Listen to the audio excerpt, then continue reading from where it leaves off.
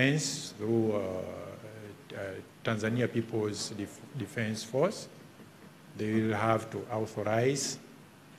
But again, the drones applicant should also be vetted by the Tanzania Intelligence Services before finally Tanzania's Civil Aviation Authority can give you the authorization with do's and the don'ts as drones operations are concerned.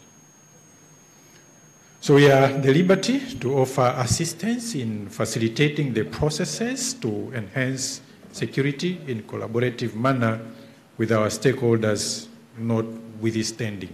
It's just like somebody at your house, you are opening your window to get fresh air, but sometimes it's not necessary to get only fresh air. Sometimes insects might come, of which you did not intend for them to come. Your intention was fresh air, and then you have some others also coming in. And that's why it's very important to put up a sort of a regulatory framework so that you get what you intended. Honorable Deputy Minister, ladies and gentlemen, I take this opportunity also to reiterate support of our organization, as I've said, in facilitating these operations and other systems in the usage of our airspace.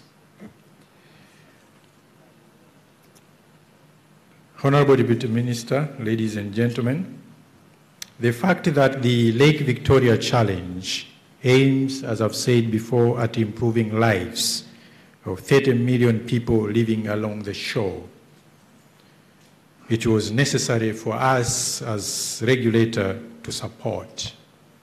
And we are very much delighted that the ministry also support. And that's why we have the Deputy Minister here today with us on this very important initiative.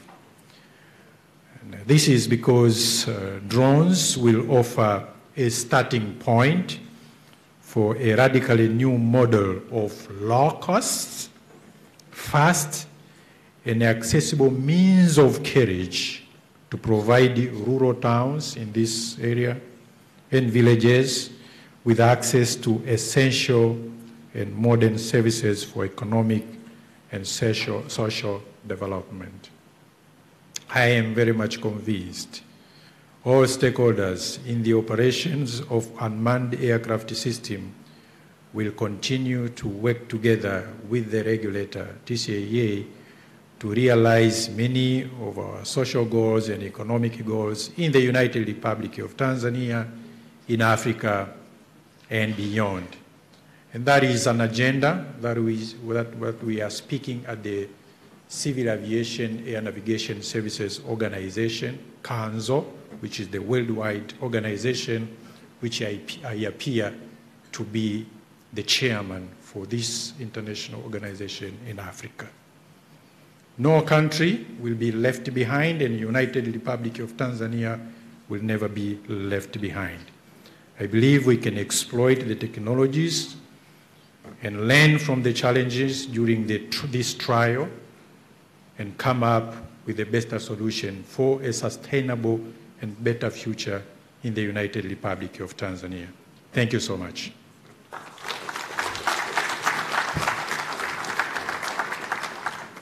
Thank you, DG Johari, for those words of encouragement. If I may point out two things. This event has a symposium track that deals with regulators. So I'm happy to say that we've got 8 countries who have sent their regulators to be part of the process and exchange of information. So I welcome them. The other thing I need to say that I think you saw my name. My name is Mula Mula, but more importantly, I'm only doing this for this initial part. I should introduce to you my colleague, John Paul. He's going to take us through the next sessions at a later stage. So when you don't see me, he'll be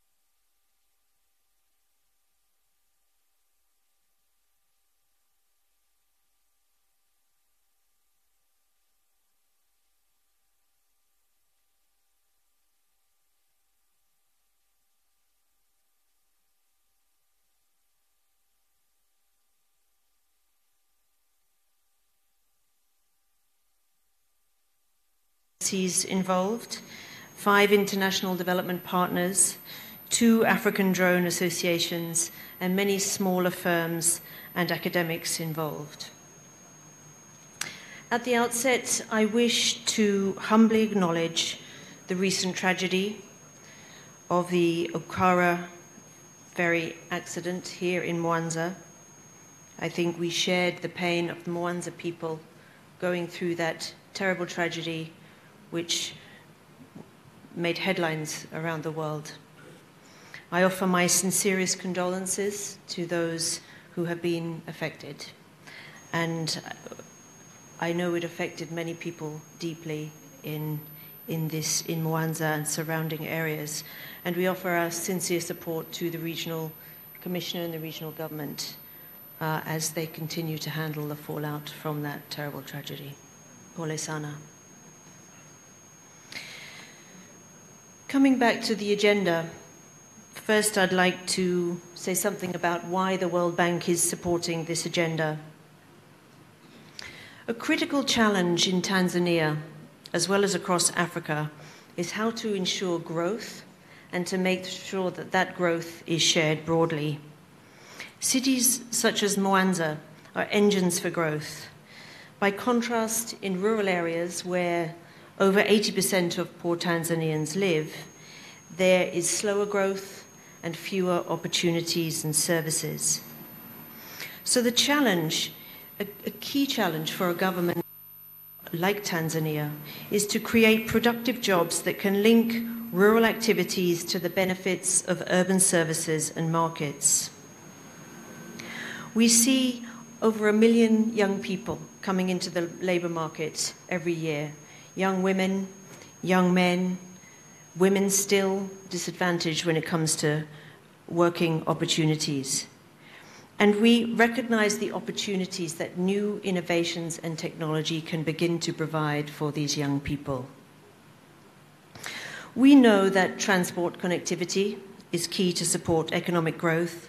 Our assessments highlight the need for reviving transport on the African Great Lakes and to enhance trade across these lakes. The World Bank has been able to support the region through a Lake Victoria transport program, providing finance for port infrastructure, civil works, and access roads. But aside from the traditional sectors of transport and connectivity, which are critical, we are increasingly recognizing that the new technologies of drones, robotics, and digital fabrication hold enormous new potential. Embracing new digital technologies will be key to Tanzania's future economy, connecting rural villages and opening new markets. These technologies are changing fast, and that rate of change is itself accelerating. The changes of the past 5 years, while substantial, will be minor compared to what happens in the next 5 years. It's interesting to compare what's happening now with drone technology and robotics with what's happened with mobile phone penetration. We see that mobile phone penetration in Africa now is 80%. This is the fastest adoption of a new technology in history. Leapfrogging 20th century models such as fixed landlines. Who uses a fixed landline these days? East Africa is already a world leader in mobile innovations, where Tanzania counts 40 million mobile money accounts with 95 million transactions a month, worth $1.6 billion a month. Once citizens can access the digital economy, livelihoods can be transformed. And we've seen in the poverty data in Tanzania how much mobile money has contributed to improving livelihoods in rural areas. Across East Africa, we've seen the growth of pay-as-you-go solar power companies, which also allow citizens to access cheaper than ever before data services, lighting, radio, refrigeration, and other electrical appliances. But only 25 of these mobile money accounts are in rural areas at the moment. So that's where progress needs to be seen. Drone technologies are following the same growth and adoption patterns as mobile technologies. Today's drones are getting more capable and cheaper every year, much like the smartphones have done. In 2015, we supported the Tanzania Commission for Science and Technology to use professional survey drones, which cost $25,000 each. In 2017, it had dropped already to $9,000, and that price will continue to fall. Today, that same manufacturer is on the third generation of drone technology in 3 years, so it shows you the pace of technological change and adaptation. In 2016, the market for commercial drone sales globally was $2.8 billion. In 2017, that grew by 60% in 1 year alone. That's an impressive rate of growth, and it is faster adoption than mobile phones. Estimates suggest the global market for drone applications, that is, drone services, is $127 billion, with infrastructure the largest sector, followed by agriculture and transportation. So in this new area of innovation, East Africa is in the driver's seat, and we can already see the impacts. In Rwanda, the country has led applications in agriculture mapping and blood deliveries, the first in the world to implement an operational system for these life-saving devices using drones. In Malawi, the government and UNICEF established Africa's first drone test facility, which invites companies to demonstrate their technologies for local use. In Tanzania, Zanzibar completed the world's largest drone-based land survey at over 3,000 flights that is helping to accelerate rural land registration and modernize town plans and building registration. This project delivered more detailed data for 1/10 of the cost of traditional methods. In Dar es Salaam, we experienced regular flooding, and now the drones are used to map the floodplains and rivers in advance of the rains, and also during and after the flood to map the changes that take place. The World Bank also supported the Tanzania Flying Labs in 2017, the first business incubator for drone companies in Africa. I'm pleased to see, very pleased to see, some of the local drone operators from Zanzibar and Dar es Salaam here today working with the new companies and opening new businesses. So we see the transfer of technologies to Tanzanians. And this is your industry of the future. And opportunities are becoming available, and it's so important that they continue to do so at scale. In many cases, drones are cheaper, faster, and safer. And if today we can see them delivering blood supplies or collecting medical samples, what will we see the technology do in 5 years? What are the game changers that we should foresee? We now have the ability to deliver not only life-saving medicines to rural areas and islands, but also routine packages and items such as documents,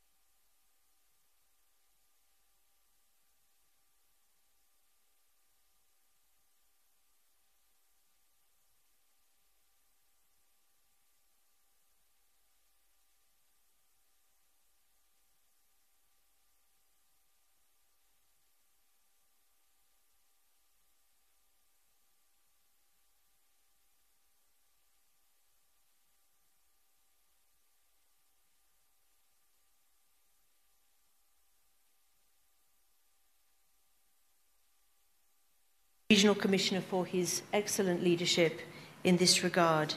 He's got a vision for using this Lake Victoria Challenge as a way of really speeding up the momentum behind these technologies, not just in Mwanza, not just in Tanzania, but across Africa. And I really congratulate him for that.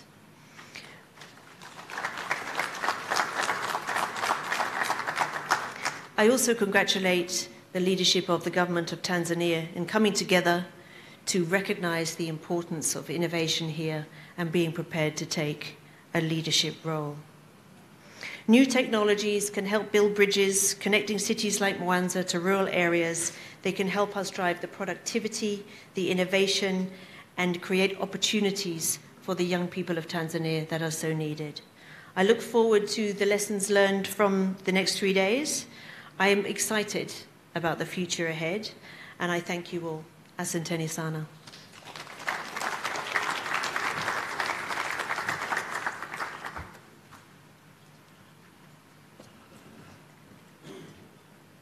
Thank you very much, Madam Bella Bird, at least for the encouragement that we are going to have capacity building and transfer of knowledge to our people to be able to come up with solutions that are scalable and sustainable.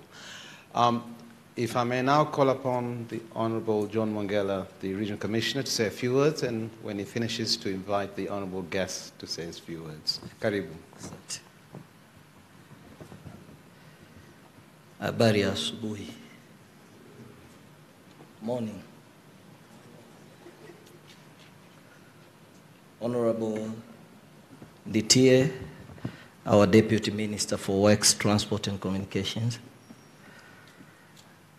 Ambassador Arthur Matlai, representative of Switzerland to Tanzania and East Africa, and Zambia also, I'm told. Madam Bella Bird, our country director for World Bank, Mr. Michael Danford, country director for the World Food Program. We have a number of government institutions representatives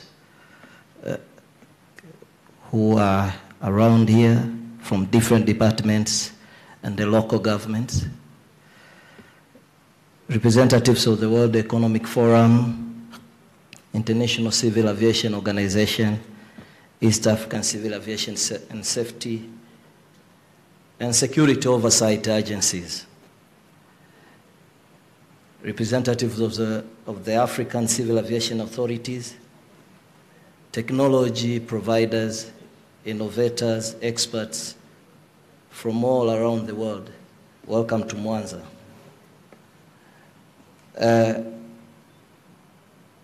I'll try just to justify why we are in Mwanza today. I hope that you will see that East Africa is a very exciting region.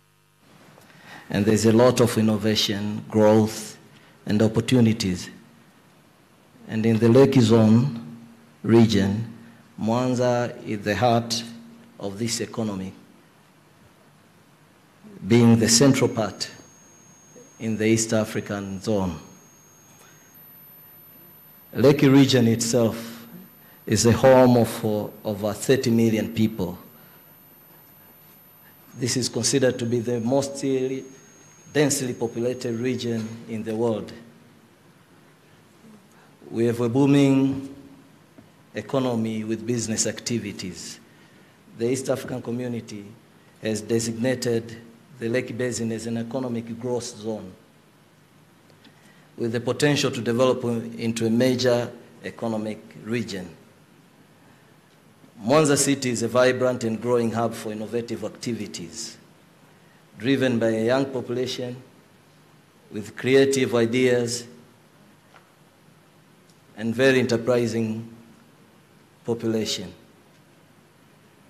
Of course, fisheries is one of the main activities, which is vital for jobs and nutrition. I hope that you'll all try our wonderful lakey fish and take a chance to see our islands. Mwanza has a growth strategy to develop as a hub for businesses, for investments, and for industries in East Africa. Currently, we are working with the Commission for Science and Technology through DA Technohama Business Incubator, DA Institute of Technology, and other key stakeholders, like the World Bank, the Smart City, and the innovation centers, to attract skills, people, companies, to create jobs, and open up opportunities in Mwanza. So when we began to see the drone technologies, we realized there is a need to learn from this and make this part of our strategy, to leapfrog in the use of digital technologies for the supply of essential services to our hard-to-reach areas, especially rural ones, and the islands in the Lake Victoria.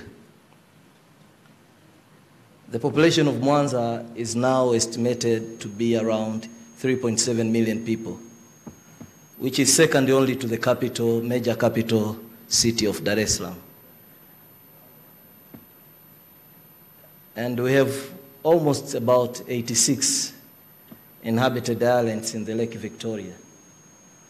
In order to develop our city as a hub, we need to also focus on our connections to the region, our rural communities, islands, nearby markets and facilities.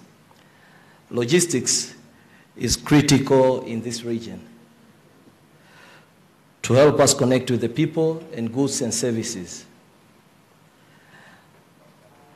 For example, in Mwanza we have over 286 health facilities, and all our public sector facilities receive medical supplies from the medical stores department in Mwanza, which is located in Mwanza City. This means that there's a vast medical supply network that is ready for the revitalization. Bugando Medical Center is located in Mwanza, and this is the major referral consultant and university teaching hospital that serves a catchment population of over 14 million people. Laboratory samples and health facilities must be sent and tested in Bugando. How can we transform the reach and services of these central facilities to our rural communities?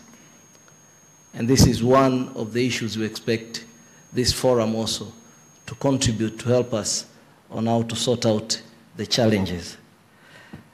Our vision, the vision of the Lake Victoria Challenge, is to connect the facilities in Mwanza City with the hard-to-reach facilities in the region using drone technologies and drone port infrastructures.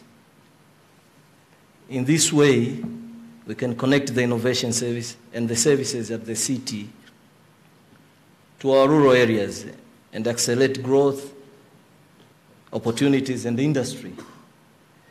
Our vision is to move beyond pilot projects. We want to test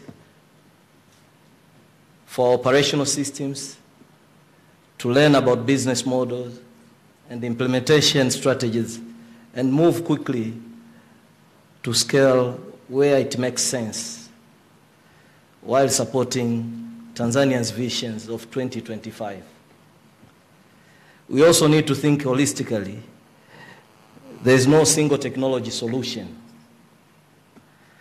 But when we look at the combination of new innovations in drone mapping, delivery, digital fabrication and manufacture, logistics planning and monitoring, robotics, solar energy, we can see huge potentials. We are living in a new ICT industrial evolution, and we must harness to address our local needs.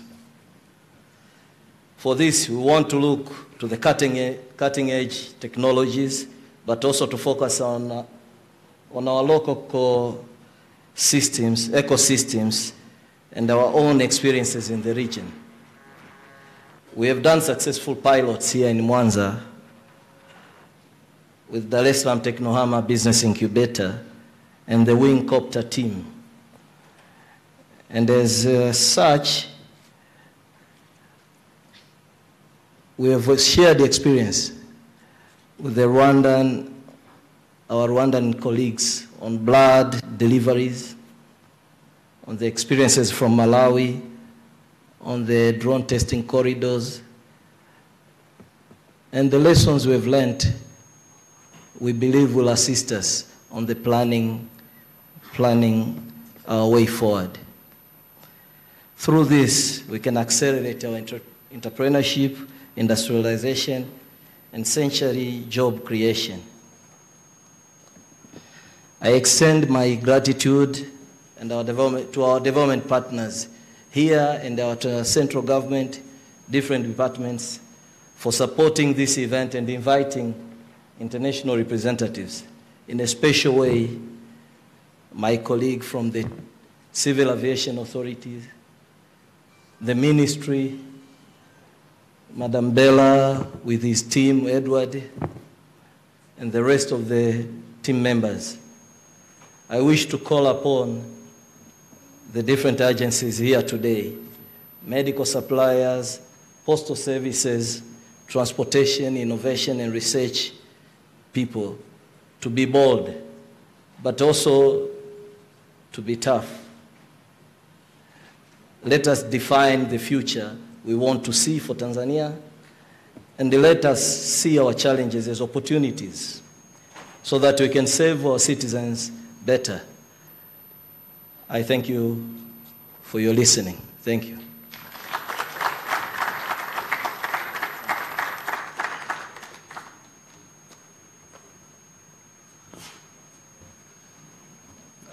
Honorable RC, thank you very much for those insights and your vision, and knowing that we have a place to start to scale up and grow. So thank you for giving us the opportunity. May I humbly request the Deputy Minister, Honorable Ndatie, to come and give us the welcome remarks. Karibu sana, Mheshimiwa.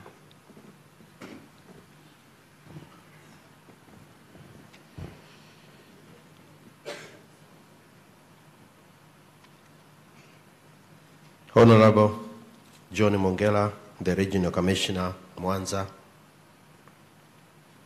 Bella Bell, World Bank Country Director in Tanzania, Burundi, Malawi, and Somalia, Your Excellency Atal Matli, Ambassador of Switzerland to Zambia and East Africa, Mr. Hamza Johari, Director General of Tanzania Civil Aviation Authority, Mr. Michael Danfold, Country Director of World Food Program, Mr. Richard Mayongela, Director General for Tanzania Airport Authority, distinguished guests, ladies and gentlemen, good morning. Habari ya asubuhi. First of all, I must thank our Almighty God for bringing us here together for this very important conference to discuss Lake Victoria cargo drone for Africa and the world. I'm indeed honored to deliver the opening address for this very important conference, and I would like to thank the World Economic Forum, World Bank, Regional Commissioner Mwanza, Director General of Tanzania Civil Aviation Authority, the organizers, exhibitors, and the general public for having made it possible that we can meet here today, discuss and learn from each other on this important challenge in civil aviation technological advancement, which has been witnessed unfolding by the entire over the few years. Ladies and gentlemen, it is an undeniable fact that technological evolution has brought about so much improvements in civil aviation in our country and elsewhere. Such advancements continue to bring in new impetus in a way people live and do business on a day-to-day basis. As we all agree, evolution of unmanned aircraft system, UAS, sometimes called the drones, continue to change rules of the game in sphere of civil aviation and service delivery. I'm not revealing a secret if I say that aviation is a dynamic and ever-changing industry. The result of change are seen in the ever-increasing number of airspace users and the technology that is keeping trend with changes to ensure the safe operation of aircraft. Ladies and gentlemen, as Deputy Minister for Works, Transport and Communication, I welcome this technology together with its attached challenges. I'm saying this pointing because I believe we all agree that with growing challenges, there are always opportunities embedded within it. Ladies and gentlemen, with the introduction of unmanned aerial system into the civil aviation industry, we anticipate growing opportunities in the economic and social fronts. Such opportunities must be harnessed for a more prosperous Tanzanians and global communities. I call upon the participants to discuss and draw a recommendation on how we fully utilize such opportunities for the benefits of our people from all walks of life, with much emphasis on how we can enable rural poor communities access health and other social services in an efficient manner. Ladies and gentlemen, I am fully aware that this conference will discuss opportunities for cargo drones in Africa with a view to improving medical supply chains. In our country and elsewhere in Africa, we are challenged with the ability to connect rural and inaccessible population to commercial opportunities. Therefore, the unmanned airfront services would be the profound opportunity to assist in health and disaster response, as I have said earlier. Ladies and gentlemen, it's my conviction that with improved coordinations, cooperations, and interactive approach among us, especially the technologists, funding agencies, and other stakeholders, we can develop mechanisms to ensure that the unmanned aircraft system bring more good than harm. Issues such as regulatory regime for unmanned aircraft system must be established and operationalized as soon as possible. The regulatory framework should also address all the safety-related issues of utmost importance. Ladies and gentlemen, I call upon the management of Tanzania Civil Aviation Authority to promulgate the UAS regulations to ensure safe use of our airspace. I am informed that the regulations are in process towards its promulgation. Lastly, I'm saying this for a good reason. It is my firm belief that participants and all stakeholders will deliberate and take meaningful action to adopt autonomous aerial technologies through forming alliances and mutual cooperation for the benefit of our people. As a concluding note, ladies and gentlemen, I want to reiterate the International Civil Aviation Organization, ICAO, motto, no country left behind. I strongly believe that the stakeholders will take advantage of these technologies in unmanned aerial delivery of services for our people. We cannot afford as a country to be left behind. Let us march together. I urge all African nations to use effectively this technology, taking in mind that most of our infrastructure is not friendly, and our people are poor and sometimes die because of lack of necessary services to be accessible to their places. Ladies and gentlemen, I now declare this Lake Victoria Cargo Drone Conference Expo and Challenges officially opened. Thank you very much.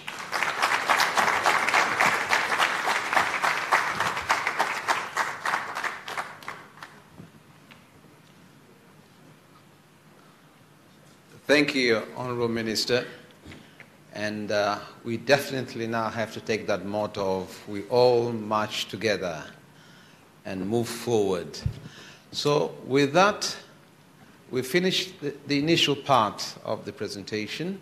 If I can ask the honorable guests from the podium to go back to the seats so that we can continue with the next session. Thank you.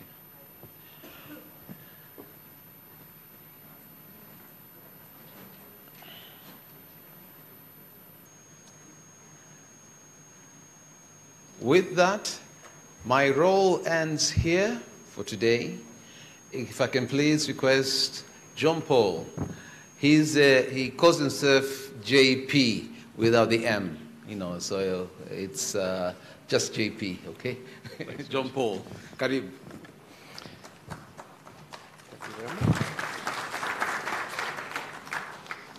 Waheshimiwa, chief guests, mabibi na mabwana. I stand on the protocols observed before me, and on behalf of all the following speakers, I do the same. My name is John Paul Barreto. I've been working at the nexus of innovation, technology, and entrepreneurship for the last 7 years, more and more focused in health, education, water and sanitation, and open data. But I'm especially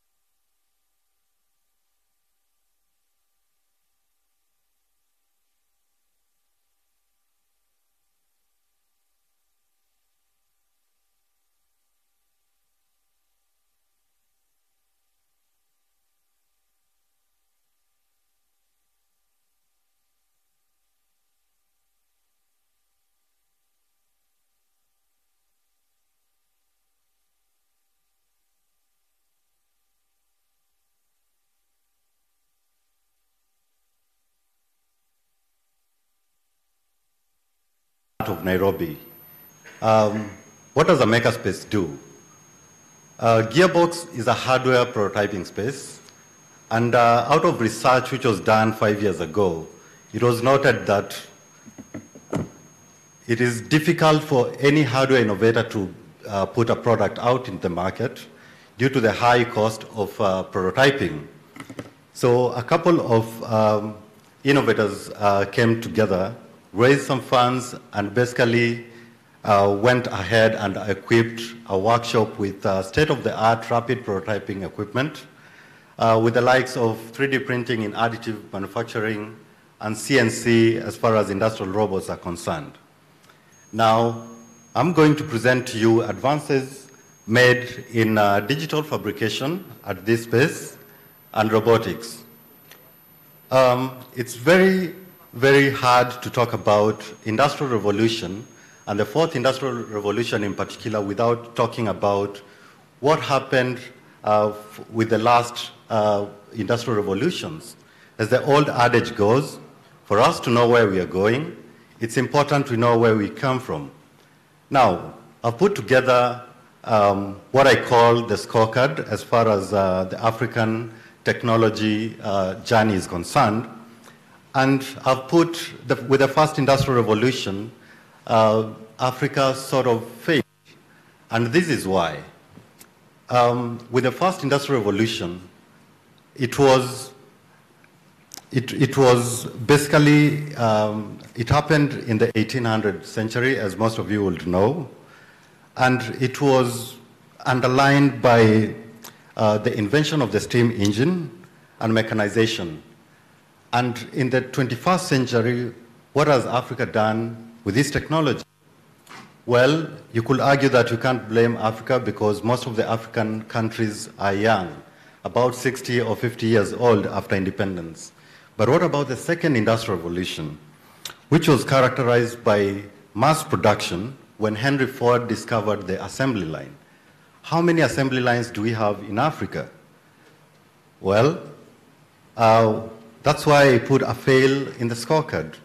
But then with the third industrial revolution, we begin to see Mother Africa slowly embracing technology.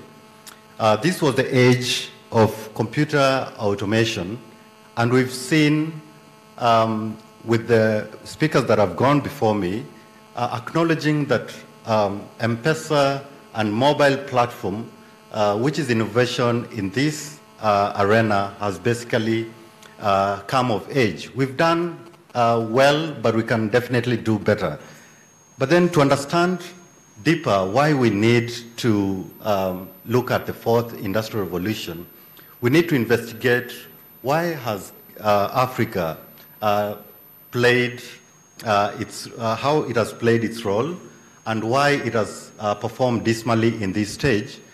And a research was done 4 years ago, which had some very staggering statistics. It basically investigated the population employed in the informal sector as a fraction of a country's working force. Now, the countries where this statistic or rather research was done, they included most of the countries in East Africa, including others like Liberia and Namibia. And it shows an inverted pyramid in front of you, where a staggering 80% of the population is in the informal sector. Now, what does this particular population that is in the informal sector, what does it do, right?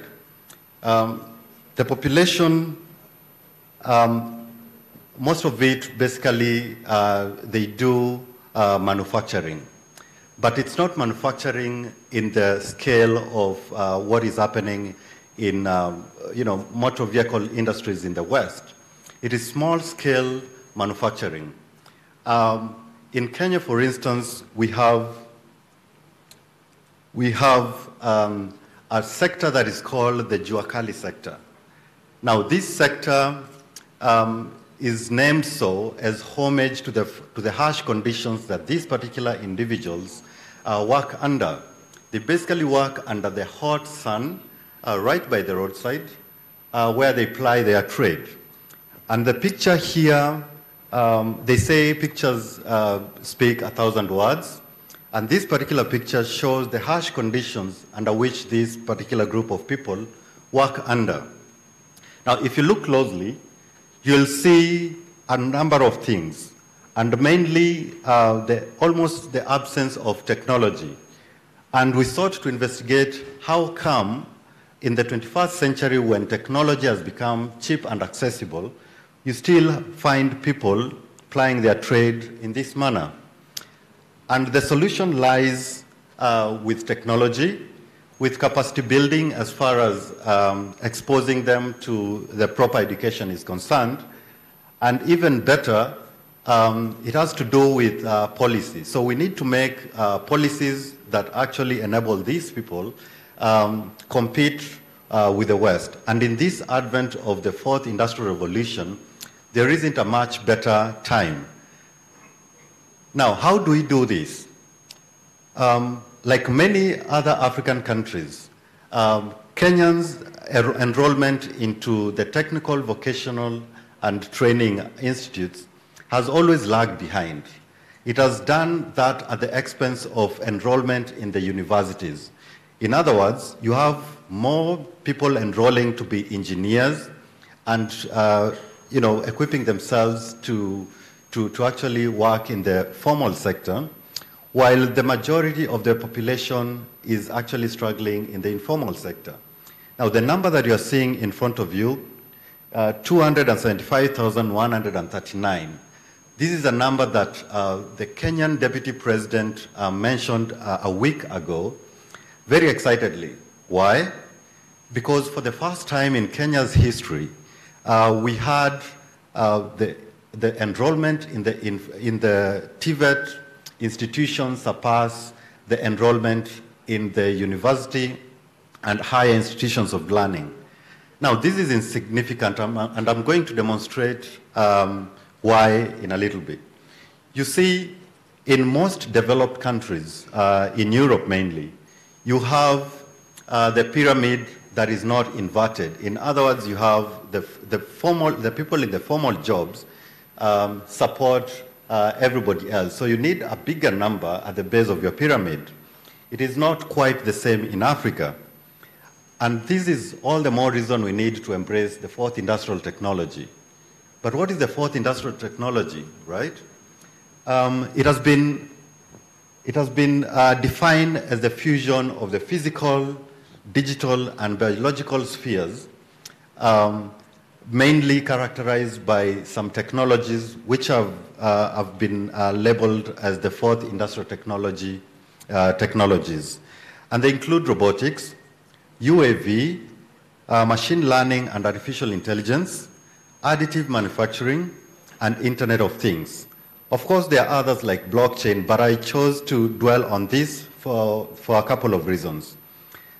I mentioned that I work in a hardware innovation space, and these disciplines are the disciplines that we are using to build the capacity so that we can equip the local communities, develop machines and innovation that will solve common African problems. Now, if you look at robotics, for instance, and Internet of Things as a technology, there are a couple of areas that we could use such technology. And we've had quite interesting developments in the African context. We've had CNC, which stands for Computer Numerical Controlled Equipment, as a discipline take effect because we have a huge following in terms of the open source community.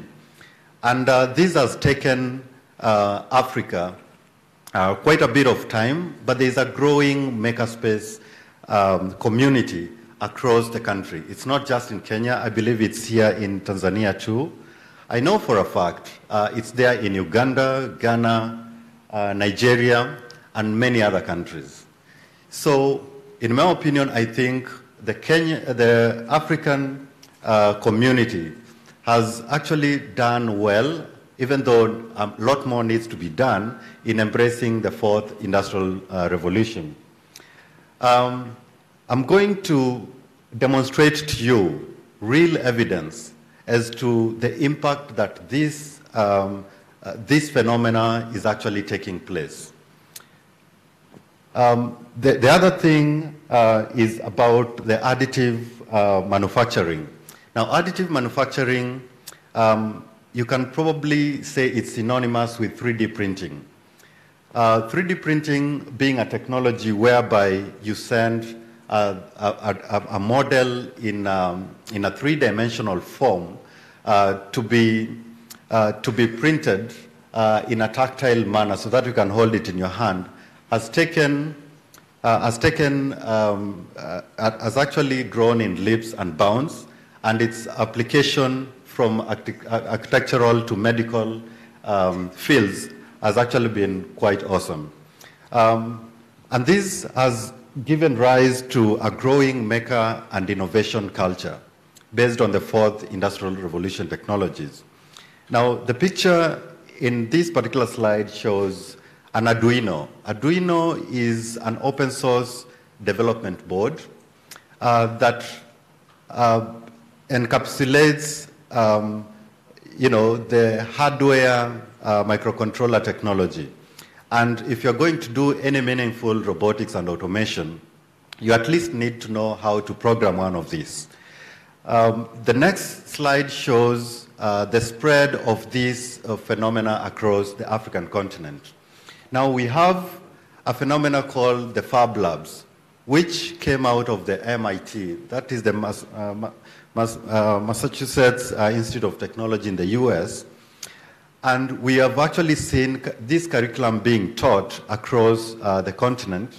And as a matter of fact, we have these sprouting fabrication centers across the continent. In Ghana, for instance, they're using that capacity to self-employ themselves. We have a company in Ghana that is building speakers using an industrial robot, otherwise known as a CNC router. You basically place your MDF, which is a type of material, on your bed, and through digital fabrication means you are able to cut out the different pieces that you need to assemble your speaker. The machine that you are seeing here was built at our space in Gearbox by one of the startup companies by the name Protec. And the machine is, again, a CNC machine, but it's a CNC plasma machine, meaning that it can be used to translate designs out of software onto sheet metal.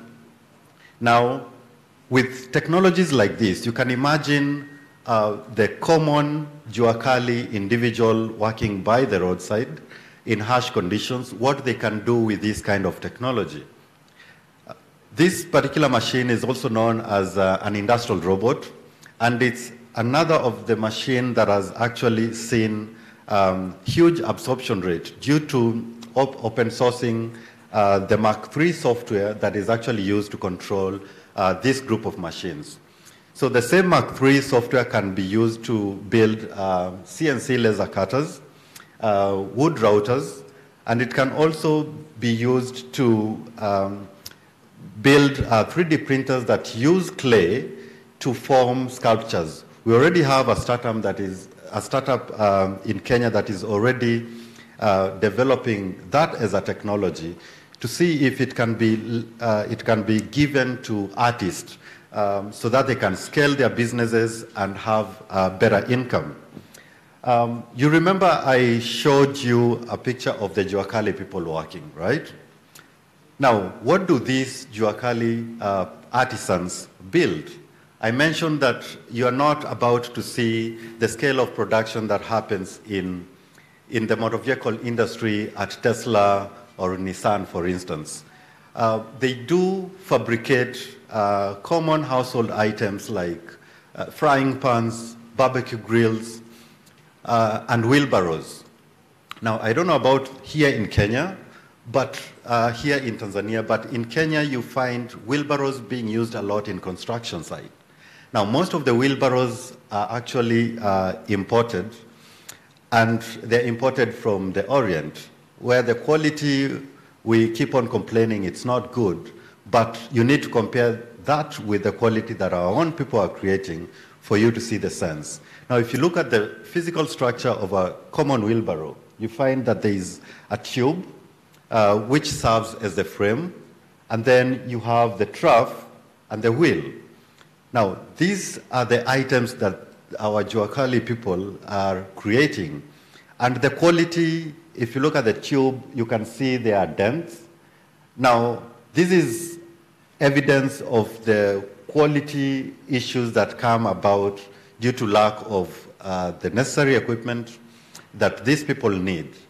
And I sought out to investigate why is this the case. Now, if you look at common CNC pipe benders that exist, They're really expensive, and they still require a bit of sophistication. Now, you probably need about an engineering degree for you to be able to design tubular frames in your computer-aided design software like Fusion 360 or SolidWorks, so that you can use that particular software with your machine. So I sought out, as an innovator, to build a machine that these people can use without necessarily having to be trained on the use of computer-aided design technologies. Now, a number of people may not be happy, but that's why I emphasize that we need to build technology for local consumption. I know the challenges that the Juakali people have as far as education and capacity is concerned. They earn a daily wage for a day's work. So if you tell them to set aside some time so that they can learn a technology, then you're asking them to go without food. This is something that they can't afford.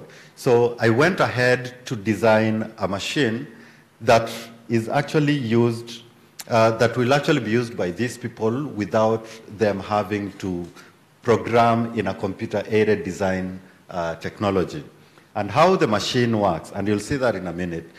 You have an analog platform with a dial, and because this group of people understand, because they understand angular and linear measurements, they can quickly produce what they want manually using the machine, but the machine will record that as a macro and play it back, giving them a sense of mass manufacturing.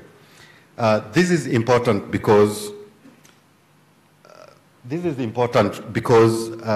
what is really lacking in the Kenyan or in the African setup is the mass manufacturing. We've not been able to make the achievements that the third industrial revolution and the second industrial revolution, with the advent of the assembly line, to basically make the gains that we ought to.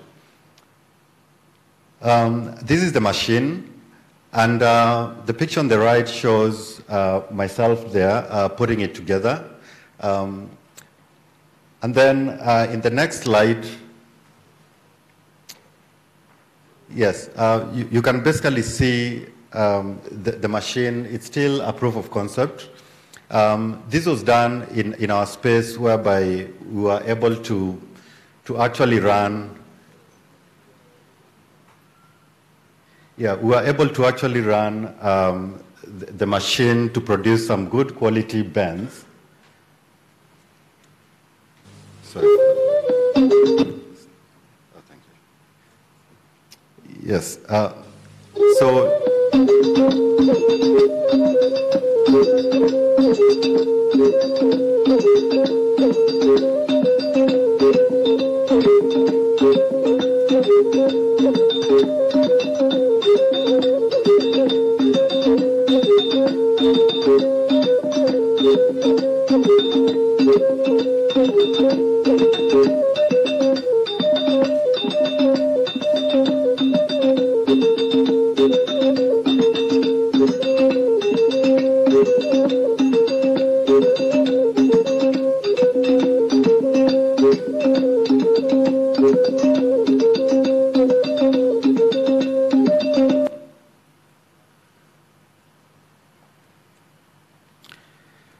Yes, as you could see from the video, the quality is pretty good. Just to wind up, developments have also been made in the additive manufacturing, technology.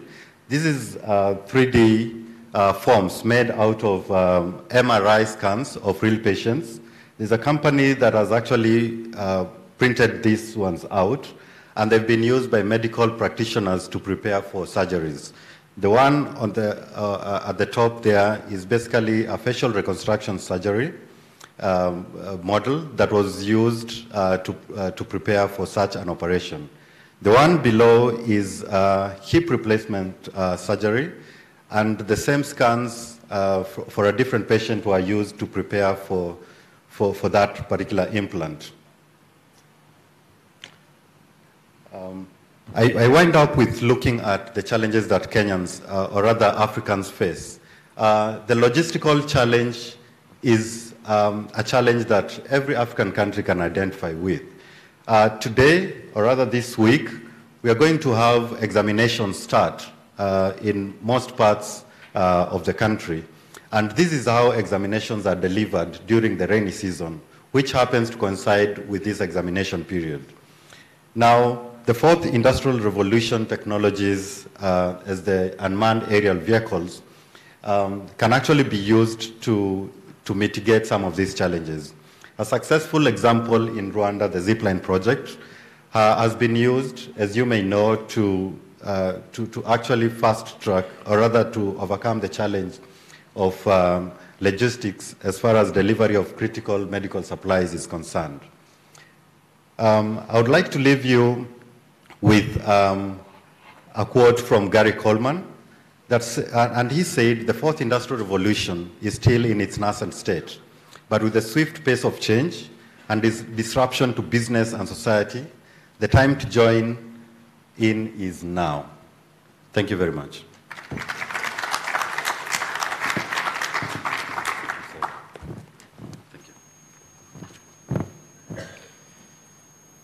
Aside being an expert in his field, I think William also is a great example of how the continent's youth are not a problem that needs to be solved, but rather an asset that needs to be unleashed. Our next keynote speaker is Jonathan Ledgard, the founder of Droneport and Linnaeus. He's also a visiting professor at the Czech Technical University in Prague. Jonathan invented the red line, which is for blood delivery, and blue line, heavy commercial delivery, concepts for cargo drones in Africa. He developed the first typology of a drone port for the tropics with Lord Norman Foster. He served as the director of the Future Africa Initiative at the Swiss Federal Institute of Technology in Switzerland. He also previously served as a longtime foreign and war correspondent for The Economist. Jonathan, the stage is yours, sir.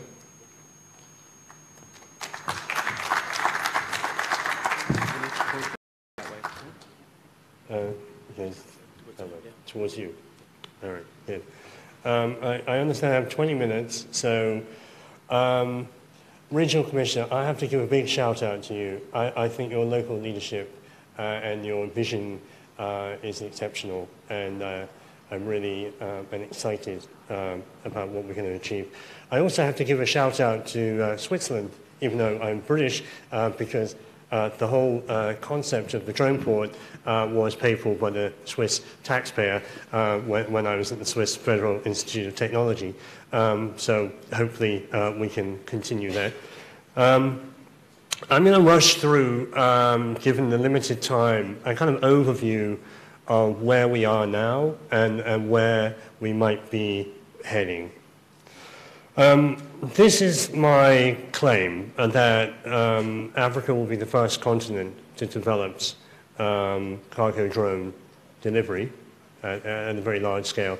When I say an industrial scale, obviously I'm following on from William's excellent talk and talking about the fourth industrial revolution. So we have to think, what will industry look like, and indeed what would a super advanced cargo drone look like in the 2050s, and possibly it might be like this, which is from the film Wakanda, and then we have to ask ourselves, where is Wakanda? And obviously, where's the pointer? Oops, sorry. My Rwandan friends, particularly President Kagame, would like Wakanda to be over here. But Regional Commissioner, for the purposes of cargo drone revolution, we'd like Wakanda to be down here in Mwanza.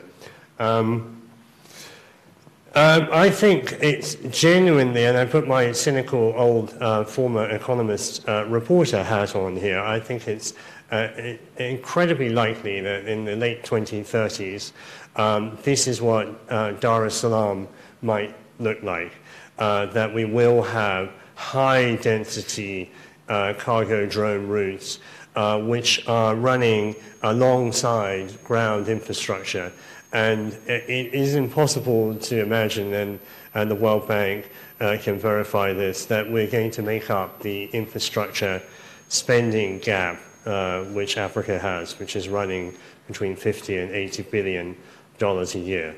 So we need to be thinking about new solutions. There's simply not enough money in the system, and there's not enough other people in the planet who care enough about Africa to provide the money that's required to build that infrastructure. So whatever we do here in Africa, it has to be done in a new way. And I think this is entirely plausible. But I'm more interested today in thinking about this particular vision, which is a vision for smaller towns in Africa, for integrating cargo drone transport into all the other arrays of forms of logistics. And you can see in this picture here that this is an important point, that we are developing this technology in the digital age where African towns are not going to develop retail the way that Europe and the United States develop retail. So people will have access to smartphones with an enormous amount of choice on those smartphones. How they choose those goods and how they share goods is going to happen on different platforms. And so I do believe that we're going to see a situation in the next 10 years where new e-commerce providers will emerge up. Let's say you want to buy a pair of sunglasses in Wanza. Now you probably have a choice of 2 shops in the mall, probably not the best sunglasses in the world. Maybe there'll be a Tanzania sunglass hut where you will order your sunglasses, and some of those goods might be delivered by drone. Another important point in this image is really always to emphasize that I'm very kali towards the Silicon Valley disruption model. I think this is not a helpful model in the African context. What we want to talk about here is supplemental technologies. We know, and all of our Tanzanian ministerial friends live with this every day, that we have 70% youth unemployment, underemployment. Where are the jobs going to come from? This is a real issue. So we need to think about this technology not as some remote warehouse on the edge of town, which a few lucky business investors develop profit from, but that it can be something that ordinary people can share, and that is where the drone port concept becomes critical.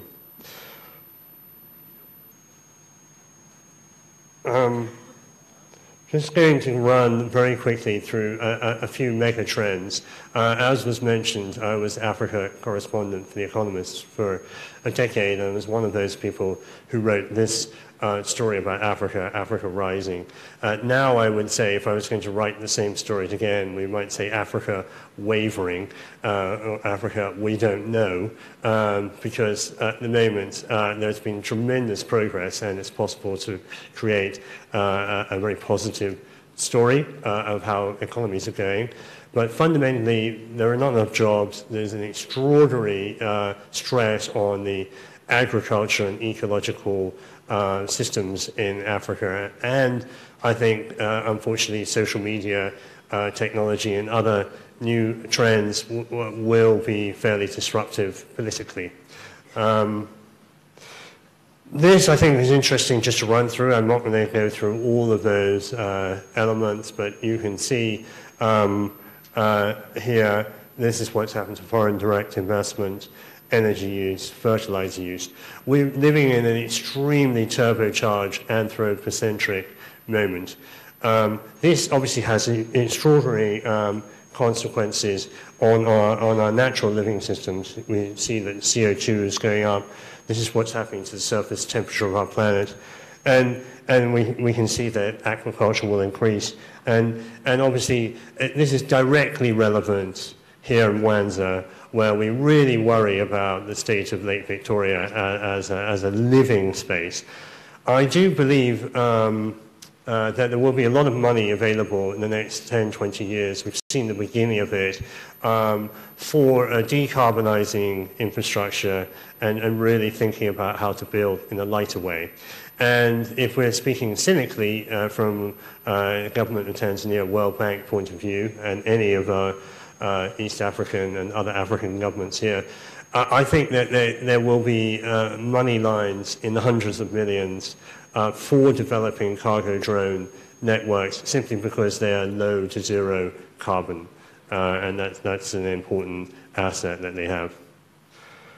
Very quickly, China. This is the relationship of China to Africa. It's friendly but somewhat intimidating. And this, of course, is directly relevant to where we are now. And, almost all cargo drone technology, one way or another, will come out of this southern region of China. Most of the drone companies are there. That's where most of the big artificial intelligence players are. And, of course, I would imagine that there's very few people in the room who are holding a mobile phone in their pocket, which is not Chinese manufactured. So China's big goal in the next 20 years is to reorientate the axis of the planet from a north-south commercial direction to an east-west commercial direction. That makes Lake Victoria and Central East Africa really very interesting to Chinese investors. That is something which is directly relevant to the development of this particular technology. Very quickly, I'm not going to bore everyone by reiterating what we all know, that there are a lot of mobile phones. But I will just say that when I was, the reason I'm standing here today is because of this particular phone. I would have been just a normal foreign correspondent, but I came to understand that this phone, the Nokia 1100, sold 53 million handsets in Africa and was known as the Kalashnikov of communication. What was really my interesting to me observation was that mobile phone networks were incredibly robust. Even in Somalia, where I was reporting as a war correspondent, even in Shabab areas, jihadist areas, where there was a famine, you could find 2 or 3 mobile phone networks working when the people were starving to death and when people were cutting each other's heads off.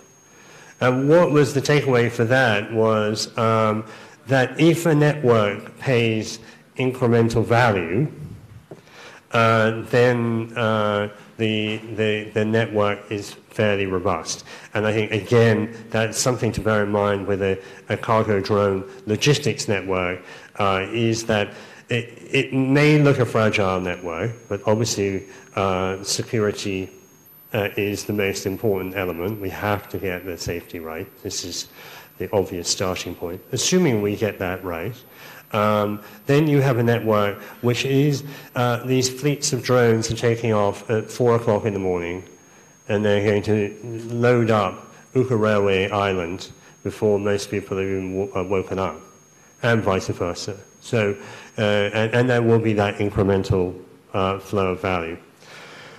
This was mentioned, at the moment I'm visiting professor in artificial intelligence, so most of my day is spent thinking about artificial intelligence. This is actually from computing and what is happening right now with computing. I won't get too technical, but essentially what you had here was supercomputers, platforms, and nodes on the network accessing that huge amount of information, which is now, by the way, relatively small, the supercomputers of yesteryear to today. This is where we are right now, where we have quite large monopolistic Silicon Valley technology companies and nodes based off them. This is where we are heading to through distributed computing or blockchain technologies.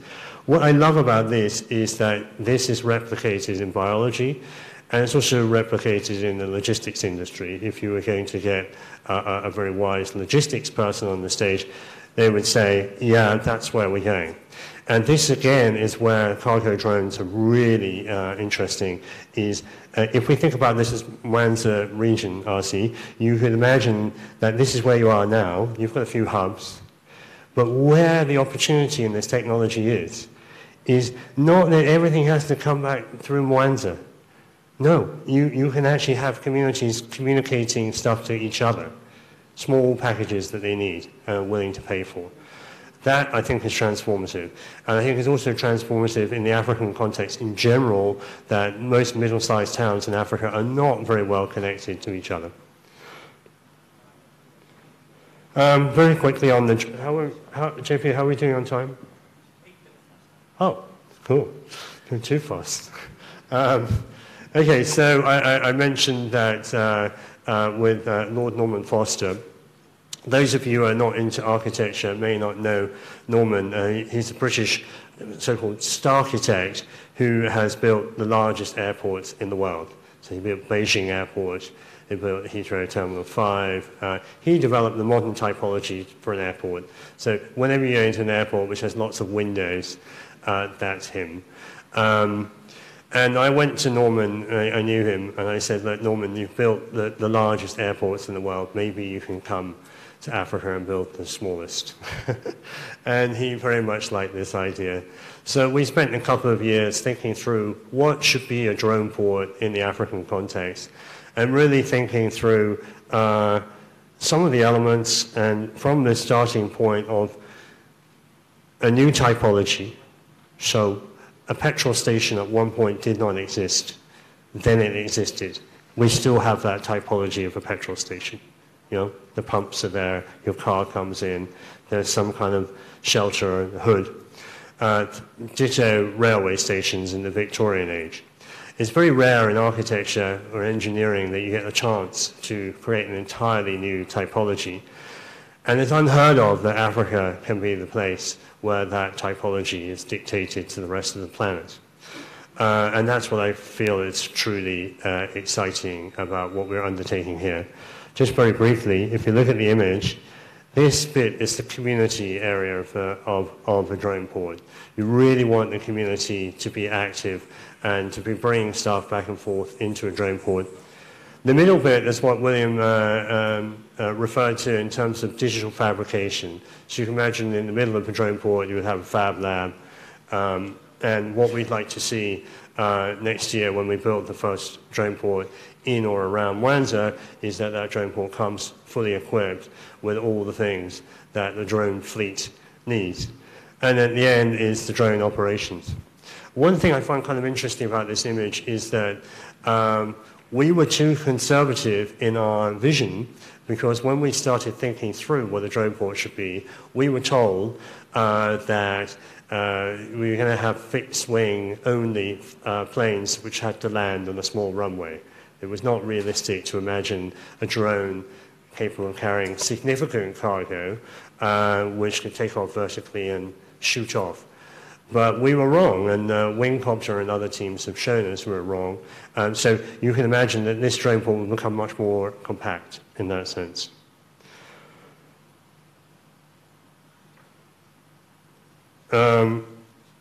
Yeah, so this is just another reference point on how the drone port should look within the community. Obviously, zero carbon, so we're really heading into a solar age. It's absurd to imagine that electric drones are not charged from solar or renewable energy. That's pretty obvious. And then, you know, just from a government perspective, my argument for drone ports is that there should be a middle mile solution. I'm not at all a believer in last mile delivery by drones in the African context. I very much want this guy to make a few bob every day on his boda. That's critical, you know. And I also do believe from a security point of view, from a civil aviation point of view, from a national intelligence point of view, it's not cool to imagine a craft which you don't know what they are and where they're going. It may well be in the mid-time, 20 years' time, we might have got over all of our inhibitions and we might be secure enough. But at the beginning, I think we do need these drone ports. And obviously, what you'd like to see is a really professional behavior that you would see in an airport, the way that cargo is handled and stored, and it's safe and professional, and it's providing jobs. I think that's critical. These are just drawings that Norman Foster himself did, and really emphasizing that drone ports can be built of local materials.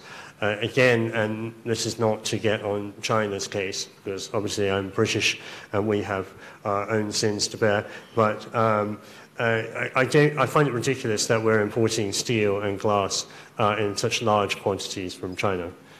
I think that it's possible when we build this typology of drone port to think it through in a way which is much more locally sensitive, cheaper and affordable.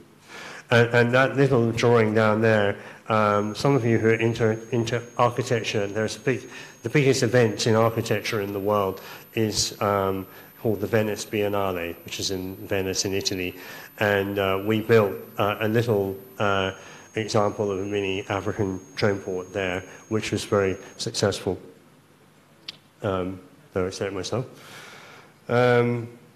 Yeah, here's zipline. I developed the concept at EPFL in Switzerland of blood delivery with our guys, and then we took that to zipline and introduced zipline into Rwanda, to the blood banks in Rwanda, and I have to give a big shout out to them. I do think that in the medical emergency space, that last mile delivery is still quite relevant, and it's worth pointing out that 40% of the blood in Rwanda today is flown day to day by drone, so that's already happening. It's positive. This is an image, might be relevant to Mr. Dunford from the World Food Programme. This is some of my students in Switzerland in the architecture school developed this model, which I can share for anyone who's interested, of a very uber low-cost drone port for a refugee camp, a displaced persons camp. In this case, it was Dadaab camp, close to the Somali border in Kenya. So 350,000 people in that camp. And what is interesting there, and what is interesting in general across East Africa, is I talked about the temporal nature of cargo drones, i.e. that they're likely to do most of their flying at night when most people are asleep. That's really cool. The other element of cargo drones is, just as in Northern Europe, we get out our snowplows in the wintertime and we put them away in the summer. In the African context, I'm on top of it, JP. In the African context, we can imagine that in the rainy season, there would be much more dense traffic of cargo drones than in the dry season. Because maybe the motorbike is, or the pickup truck is viable in the dry season, can hammer along at a high speed, but maybe in the rainy season, not so much. So that's just one other point to bear in mind. I just wanted to finish in the last minute by thinking through where we think we might go next in terms of development bank money, industry money, and so on. So what we'd like to see next year, phase 1, is let's hook up, I don't know where Juma is. It's somewhere around here, isn't it? Juma Island. It's a little bit further up, yeah. But anyway, we'd like to see a route out here and a route up here next year. We'd like to have a go at building a real drone port with a real fab lab and getting really brainy people from across Tanzania and across East Africa based here as a kind of day-to-day hub. We'd like to get that traffic going. I personally think it's a really good idea to think about government services. It can be paperwork, it can be spare parts. I know from my personal research in the Lake region that cash is something that can be flown tomorrow, because a lot of the mobile money cash out bureaus, they don't have enough cash. And then when people want to go and pay off the fishermen, they have to travel with quite large amounts of cash over the lake to the islands and pay off the fishermen. So I actually think it's quite realistic to imagine putting wads of cash in the sky and flying around, which initially would seem like a terrifying idea, but don't forget we have ATM machines everywhere and they're seldom hacked into. So that would be like phase one. Let's think about that. Then, we go over towards Gaita and then towards Rwanda and think about extending that network outwards along the lake. At the same time, I know from talking to President Kagame in Rwanda that Rwanda is very keen on building its drone port system around the corners of the country. And we can imagine here there will be a route across the border to Bukoba, and then we'll see a route down there. And phase 3, I would think, which might be around 2023, 2025, we don't know what's going to happen with the Isaka-Kigali railway, but at the moment, we seem to be optimistic that that railway, which is, does anyone remember how many billions it is? $3 billion, $4 billion project? Edward? No? So anyway, it's a large project, and I can really imagine that the drone ports can be seeded along railway infrastructure at a very low cost. So if the railway costs, let's say, $3 billion, it's definitely 50 to 80 million to equip it with 21st century drone ports, which can fly off back and forward. And then the final point, just to really emphasize this point, is what we're talking about is adding 3, 5, 8% to the economy. I don't mean in GDP terms, I mean just in logistical speed. So you're not going to put your mangoes in the sky. You may put tilapia fillets in the sky, possibly. You may even have different types of cargo drones which carry food aid, possibly. But in general, we're talking about small, high-value loads that people are prepared to pay for to get in a timely fashion. But the really critical point is that it speeds up the intelligence of the local economy. People get to choose what they want, when they want it, how they want it, and all kinds of new business models are possible because of that. Anyway, thank you.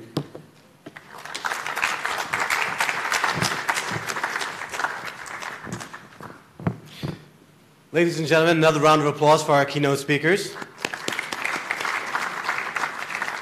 They'll actually be here throughout the day and the next 2 days, so grab them, have a chat, and get to know them a little bit. Before we move on to our next segment, I would like to welcome to the stage a very scary man, but trust me, he's very nice once you get past the hard exterior. David Guerin, who is our air safety marshal for the event. David?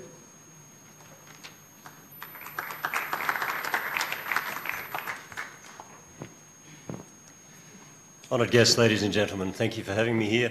As Jonathan led in twice with where he comes from, I'm Australian. I'm Australian. Got that out the road first. Usalama. I hope I didn't do that wrong, but Usalama in Swahili is safety. I'm the safety advisor for the Lake Victoria Challenge. I'm also managing a great team who are looking after the operations of the flying display here. It's a beautiful day outside. It's a calm breeze. It's nice and sunny. We have some very, very good teams. Oh, actually, I'll just make one point, and that is that I'm not one of the presenters on your list. If you see the preceding presenters they've all been exemplary. You'll see the Ignite talks in a minute. They are really, really good. I'm not anywhere up to that standard. I'm just going to talk quickly about safety.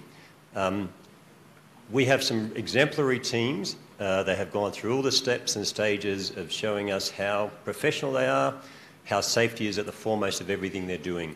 Safety and this event is about learning. It's a continuous improvement. We have learnt so much, I can tell you, in the last few days. We will learn so much more in the last few days, but I promise it will remain safe and enjoyable. Our team has vetted the flying teams. We've examined them. We've tested them at every level. They've performed incredibly well. We're very, very pleased. It's a great effort. We also have some unmanned traffic management service providers here.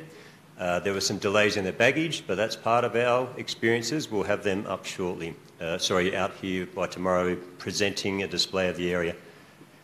We're all safe in here, obviously, from flying drones. Every now and then, you have to expect the unexpected. Unexpected operations happen in all forms of aviation. And your map in your brochure on page 40, 41 is slightly different. We've updated it to as we learn. And if you have a look at this little map here, where we are at the moment is the Blue Cross. Everyone might go to the swimming pool. But actually, when you walk in through the first gate, you're in a containment area. So once you're in this containment area, it's safe. Be alert, not alarmed. While drone flying is happening, just keep an eye on where they are. You will be anyway, because it's such an exciting thing to see.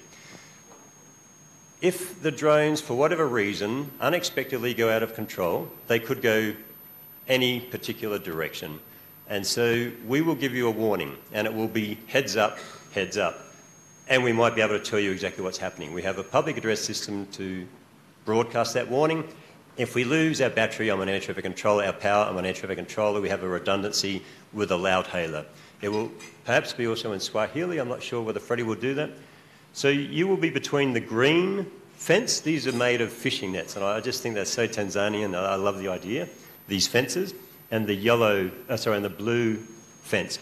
The people inside in this sketchy red area, flying drones, will only be pilots and our safety team. One or two other people who have been inducted into that area and well-trained will be allowed in there, but I'm really sorry none of you are. We will not take that risk of having participants in there.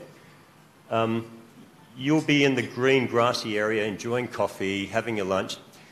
If something does go wrong when we make that call, I really ask you, and if anyone is not here that you know of who turns up tomorrow or the next day, tell them as well. Don't just be alert, be alarmed and respond. Have a look at where the drone might be going. If it looks like its trajectory is coming towards you, do something. I'm not exactly sure what you're going to do, but think it through. You'll protect yourself in some way. On aircraft, we yell out, brace, brace, brace. Perhaps do that. You've got tables everywhere. Jump under the table. None of this is going to happen, but, we just want to talk that through. Just one last word, and that is thank you to all the authorities who have worked with us in a very timely manner.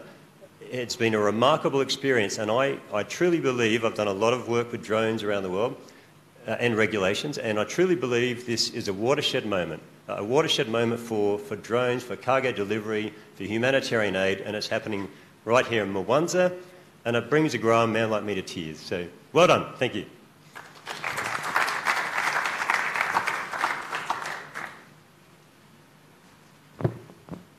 So it's key to listen, to be alert when you're in the area, and to listen out for the heads up call, also the brace call. And if you can't remember any of that, if you see him running, run behind him. Our next part is going to be where you're actually going to get introduced to the teams who will be flying their drones this afternoon and throughout the week. But they're going to be doing it in a little bit of a different way. They're going to be presenting what are called Ignite Talks. They'll have 5 minutes with 20 slides that will advance every 15 seconds.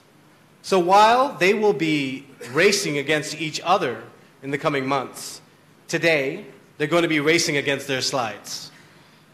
So without any further ado, I'd like to welcome to the stage Helena from FlyPulse to start off the talks.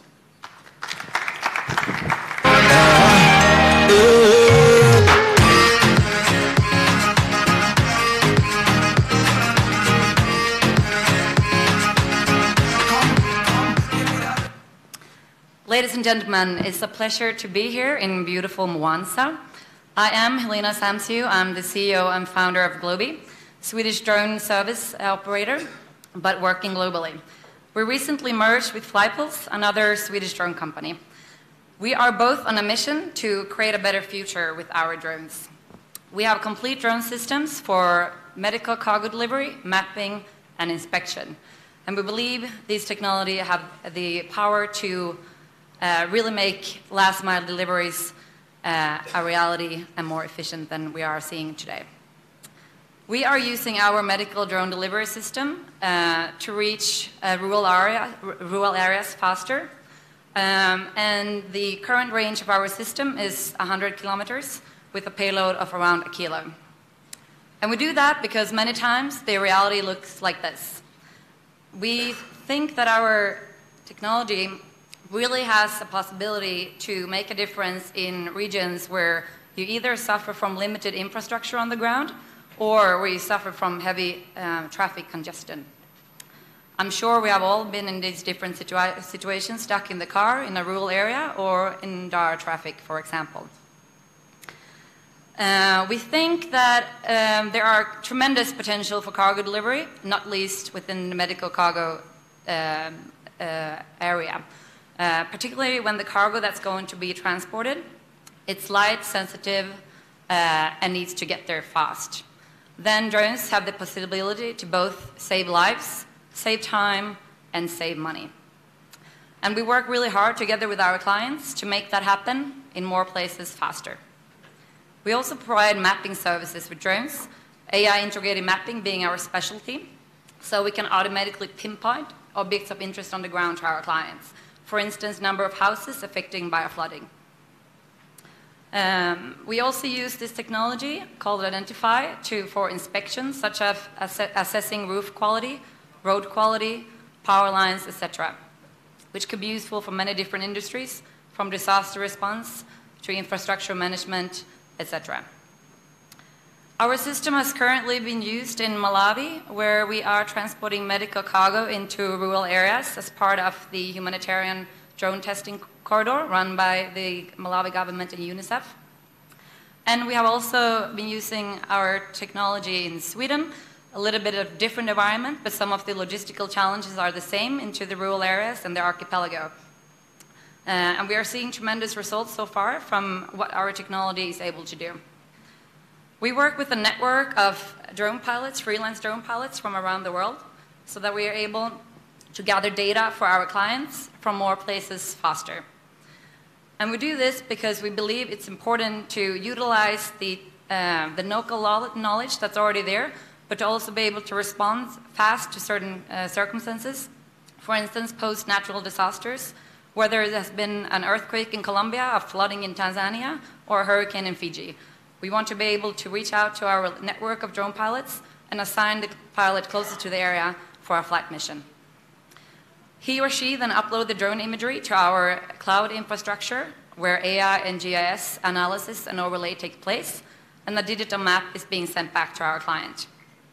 And the way that we do it is that we collect photos with drones, and we use these photos as data to learn what reality looks like, then generalize and predict from there. The second step is that we then analyze these data. We trained open source AI software to do this, and also developed our own algorithms to recognize certain objects and conditions on the ground, such as housing, roofs, water, etc.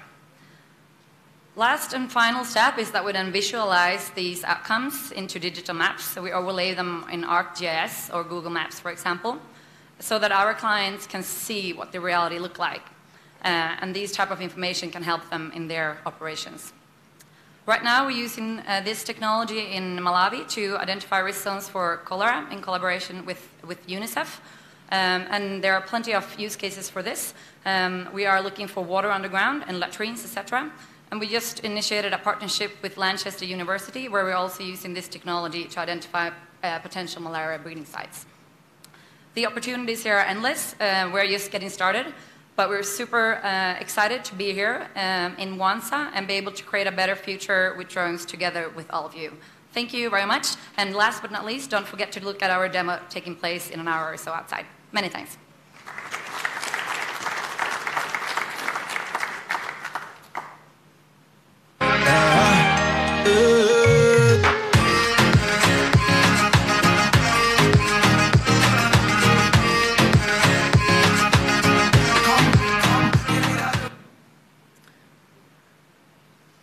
Ladies and gentlemen, many thanks for welcoming us. I'm Ronnie from Wingtre, and I'm representing Wingtre, and will quickly show what we are doing.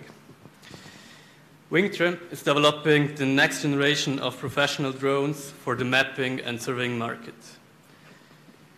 The company was founded in 2016 after 3 years of R&D. And a year later, we sold the first unit, and since then, we mainly focus on global expansion. Over the last year, we became an international company with distribution partners on 6 continents.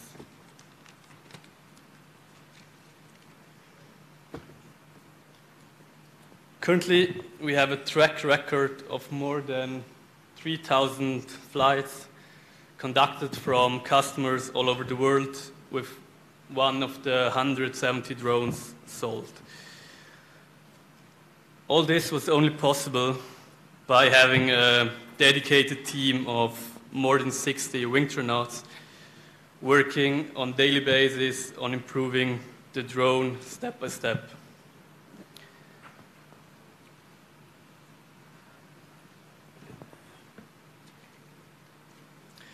So what makes us special? The Wingtre comes with a brilliant resolution combined with ultra-high accuracy. Moreover, the fixed wing design allows large coverage, and the simple setup allows you to get airborne in no time. Let me quickly explain how it works. We take off vertically, hover up to transition altitude, and then transition into forward flight, cruise flight, where we collect the data. After accomplishment of the mission, we come back to land position, transition back again in hover, and land on the landing spot.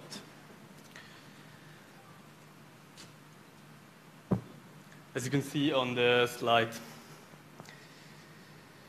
So I'll quickly go through 2 of the customer stories. For all of you interested in more, don't hesitate to visit us and read the blog. The first use case is a uranium mine in Namibia, where one of the customers had to collect all the data in a tight time frame, and they were able to get all data and still having super nice accuracy. Second one, my favorite one, a little bit special one. In Australia, wildlife monitoring, and in this case, due to the VTOL system, they were able to land and take off on the boat. Thank you. And in case I raise some interest, don't hesitate to approach us afterwards, and please follow the demo. Thank you.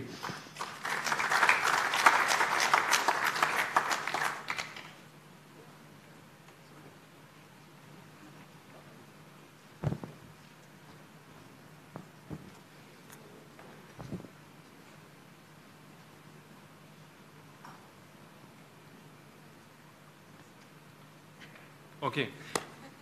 Thank you very much for having us here, and thank you for the invitation. My name is Ansgar Kadura. I'm the co-founder and COO of Wingcopter, and I want to discuss a little bit about our technology and the applications, and especially about transportation that we already did here.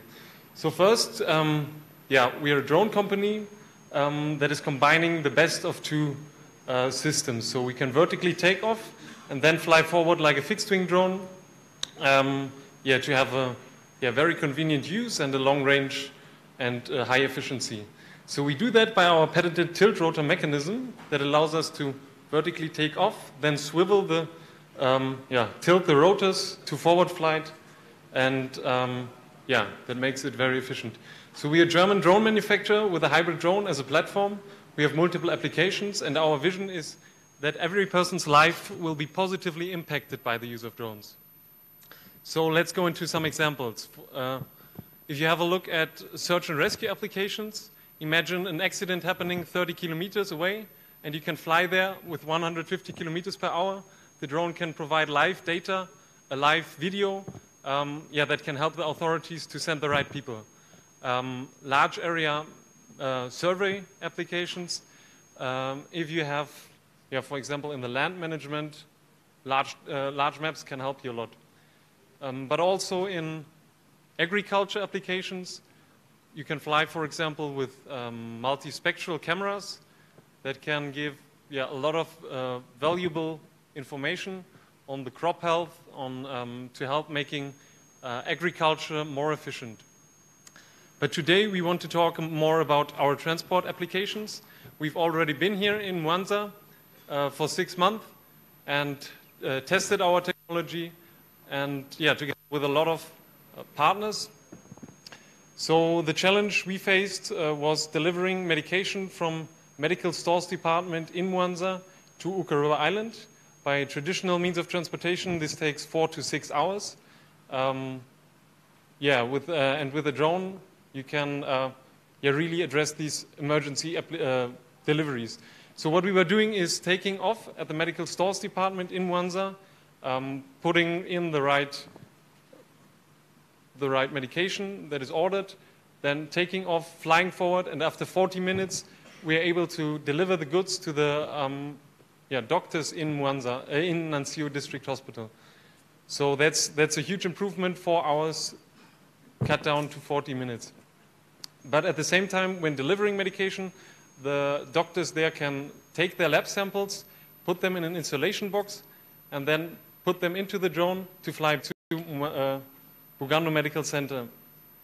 And that's a long flight over the lake, 40 minutes, to reach out to the laboratories in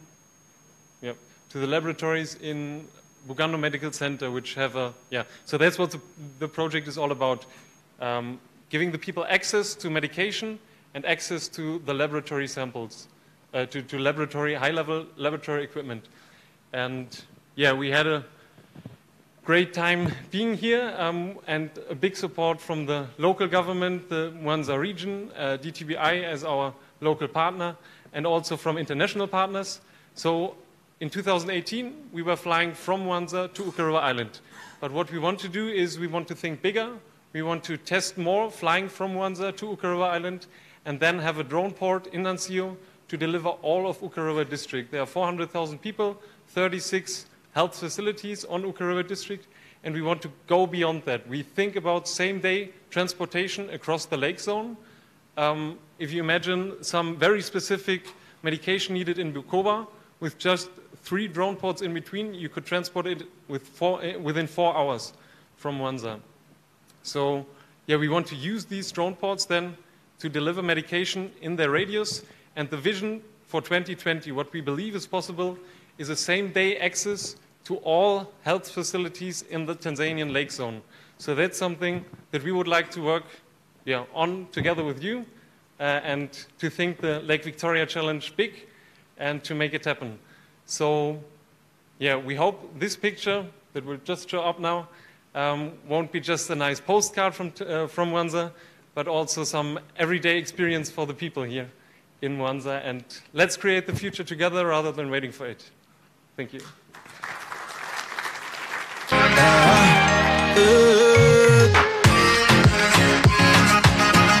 Hello, apologies from before. I was so eager to come to stage that basically I almost cut off my friend, so sorry about it. My name is David. I'm here with Rigitech. Thank you all for being here. I'm going to start by introducing my team. If the slides start.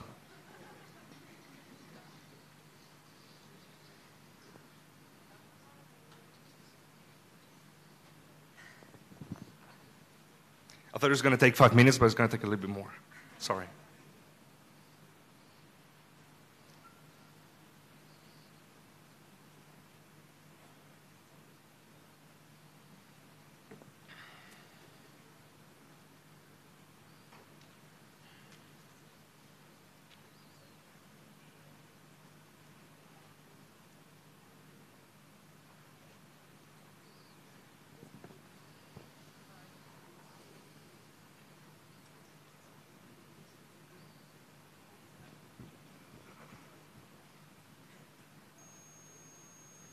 So basically, forget everything that you've heard right now. And we are not a tech company only. We're going to be talking about full logistics. This is going to be our speech.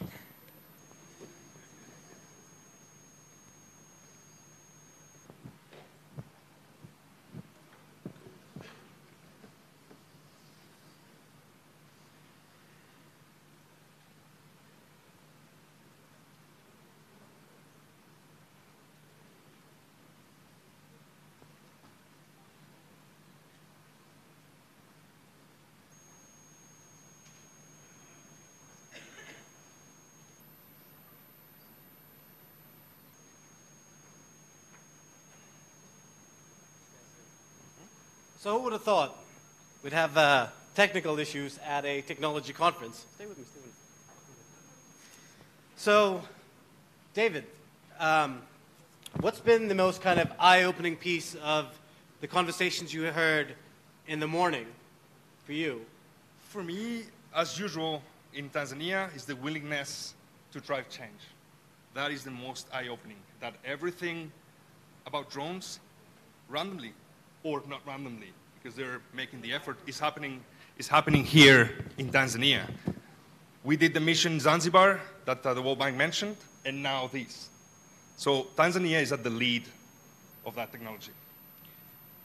What are some of the key things that you learned about trying to do large mapping surveys on an island like Zanzibar, which might be similar to the islands in Lake Victoria? Basically, we learned a lot, positive and negative. On the negative side, we just learned that it's more difficult than it seems on the paper. It takes time, the conditions are hard, but on the lucky side, on the positive side, the teams were exceptional. We had the best students, we had the best support from the World Bank and the local government, so everything ran smoothly, and we basically, as it was said, we transfer the skills to the local people that are now working and being the next generation of operators in Africa. Through a lot of our conversations, we've heard quite a few people speak to just that point about how do we then take this knowledge and build capacity locally to then implement it. Do you mind telling us a little bit how, during the Zanzibar program, what kind of partnerships you put together to ensure that young Tanzanians were learning the skill set and then being able to use the technology as well? Yep. So basically, this project was set by the government of Tanzania and the local government of Zanzibar through the umbrella of the World Bank, who coordinated the State University of Zanzibar and the Drone Adventures NGO that was doing the technical project. Basically, those were the key partners, as well as Costec, who's always supporting new inventions and new technology in the country. Working with the university was the best possible outcome that we could have. The willingness, I know a lot of people here are talking about the problem of youth unemployment. I'm seeing it as a positive. The fact that the youth here is willing to change, is willing to learn, is willing to hard work, we need to use that. We need to use that, those people that are there and willing to drive that change, and lean on them to make that change possible. If there was something that you could do differently, having done the Zanzibar Mapping Initiative, what are maybe one or two things where, looking back on it now and reflecting on the process, of where you could have made things more impactful and more streamlined? I think that there's always things that it could change. Overall, I'm extremely happy with the success. You can see it by all the people that are here that are previous students from the Zanzibar project, which are now working for Wingcopter or working for We Robotics or building their own startups. I think that is the key success. Of course, there's details that we could change, especially one that I'm trying to change in my new startup, local manufacturing. This is the thing that needs to change. We had a lot of problems bringing back the drones back to Switzerland to be repaired and back onto the country. We need to locally repair and locally produce the drones here for it to be sustainable. All right. Thank you very much. Well, it seems like we're still experiencing a little bit of a technical issue. If you'd be just a little patient with us, give us a couple of minutes. We'll let David take a breather here because he'll be presenting in a second. Just give us a couple of minutes.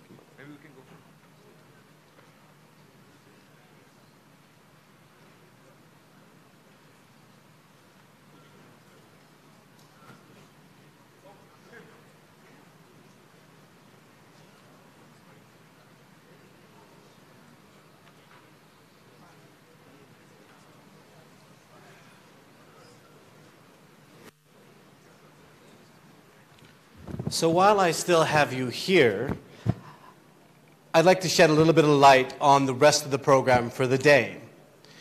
So when we get done here with the Ignite talks, we'll all head down to the drone demonstration area. When you get there to the grassy area, there'll be an expo where you'll be able to meet some of the partners who put this event together, as well as some of the providers who are providing unmanned air traffic management systems. So whereas these are unmanned air vehicles, this is a traffic management system to be able to track them and coordinate them. We'll have the flight demonstrations there as well, and we'll also be serving lunch from about 12:30. As you are meeting with people and having conversations, for the next 2 days, the event will actually be done in tracks. So we have a regulation track, a technology track, and an infrastructure track. With the regulation track, that is really concerned about looking at what are the best case and best practices for establishing regulations. With technology, it dives into the different kind of technologies. The infrastructure track is one that is not open at this point because it's already been populated with people who will be going on the trip. So you have a little bit of time to think about which one of those tracks you want to be in. One will be in this room, the other will be on the ground floor of the same building. We'll begin the next session, which will be delving into looking at insights from experiences flying drones in Tanzania, in Rwanda, and in Malawi. And we'll start at 1 p.m., so we ask that you're all back in your seats. I do believe that we're ready to roll now, so if we want to cue the funky music.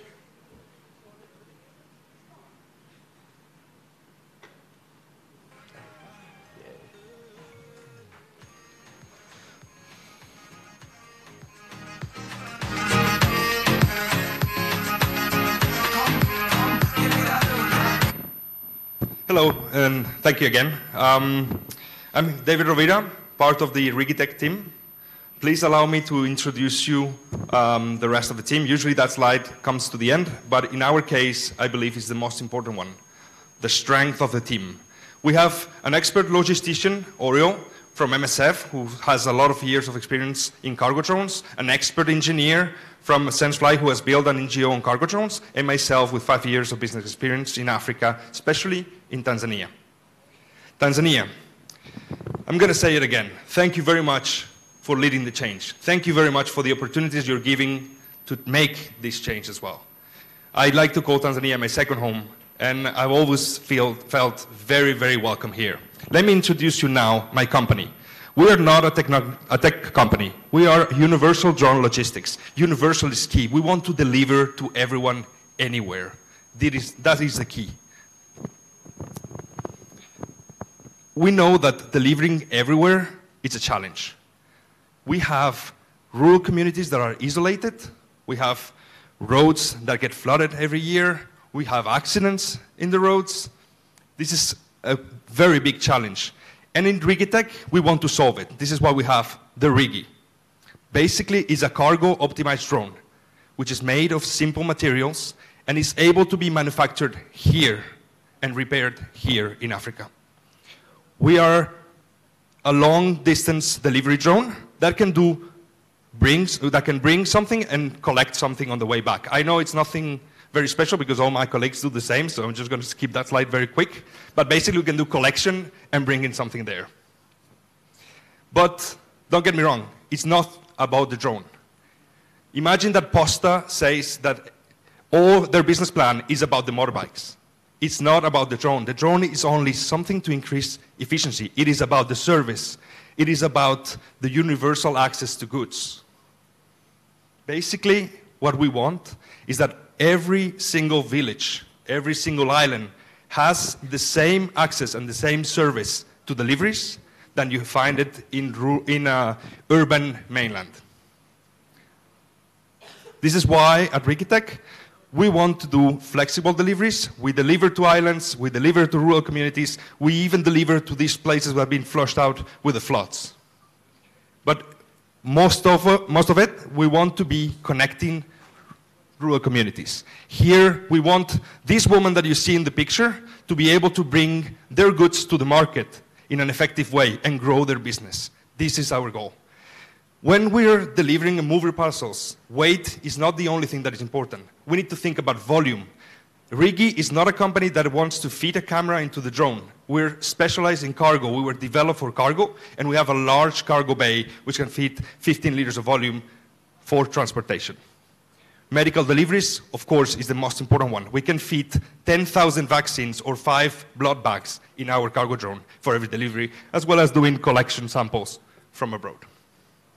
But most of it, if we want to be sustainable, we need to deliver all the things. We need to deliver e-commerce goods. We need to deliver urgent documents. We need to deliver spare parts. This is the only way that we can have a sustainable logistics system.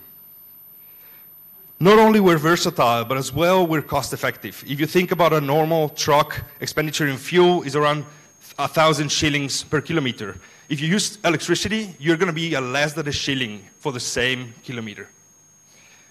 Rural areas, sometimes they don't have roads, and they're not expected in the following years. With Rigitech, we can start delivering today. We don't need the roads to start delivering now. Basically, what we don't want is to disrupt the existing networks. We want to integrate into the supply chains along with airplanes, along with the vans, and along with the motorbikes. We want to be part of that system. For example, if you have an international shipment that comes into the sorting center, from there you will have the Rigi take it to a drone port or a hub or a hospital. And from there, the client can either come and collect it, or a motorbike will send it directly to them. Basically, what we want to do is to build in the community. We want to create an ecosystem. We are able to locally manufacture, locally repair. We want to do local capacity building, and we want to create jobs and enable jobs creation here. Thank you very much. We're Rigi, and we're connecting rural communities. We'll be here the whole 3 days. If you need to speak to us, we'll be more than happy. Thanks.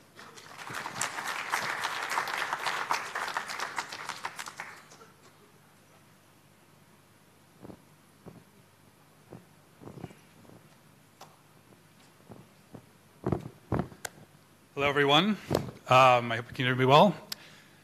I'm really happy to be here. This is really an amazing thing that's happening here. We want to be part of this type of activity in the drone world. We've been studying the problem for over 6 years, been in business for 4, and the product we bring to you today has been in development for 2 years for production, and we are now happy to say that we're in production. There are many problems in the world that we need to solve through mobility, and we know that for us, a lot of these solutions that we try to create as technologists will become airborne. Are we manually? Okay. So some of these issues we deal with are global. Different kinds of faces to these problems, but basically congestion, infrastructure limitations, we're all familiar with the things we deal with as societies. And when we're getting more familiar with this these days is the speed at which people expect delivery to happen, efficiency, and predictability, especially in terms of medical deliveries, which obviously is a life-saving issue. And another thing that really makes us excited about the drone industry as we delve deeper into this is that we're getting technologies that allow us from all sorts of technology sources is the navigation sources that make it more predictable. We've all seen the solution, very noble effort. It was appropriate for its time. We're seeing these new technologies get us to more usability and lower cost, and that is what we hope to show you today. And then beyond, we see a lot of large companies experimenting with the new mobility vertical takeoff with electric propulsion systems. And some interesting statistics we like to look at are, how is this going to be better just as a mechanism, in terms of quality of life? We have the noise reduction that these offer, much safer than helicopters for emergency situations, and on. The market challenges we see today in vertical mobility is system complexity, portability, and ease of setup, functionality per dollar. This is something we laser focused on in our efforts to create a product. And then our company, Synerger, is our philosophy revolves around safety, cost, and reliability, because these are the things that keep you making good things for people in the future. Why do we use the configuration we use? I'd like to say we took the best of multi-copter systems we've all seen with cameras, good sound aerodynamics, and then evolved that into reduction of unnecessary parts to cut costs and more efficiency, and that's what we have today. So at this point, I thought, since our system is so easy to move around, I thought I'd just bring it up on stage and show you how versatile and easy it is.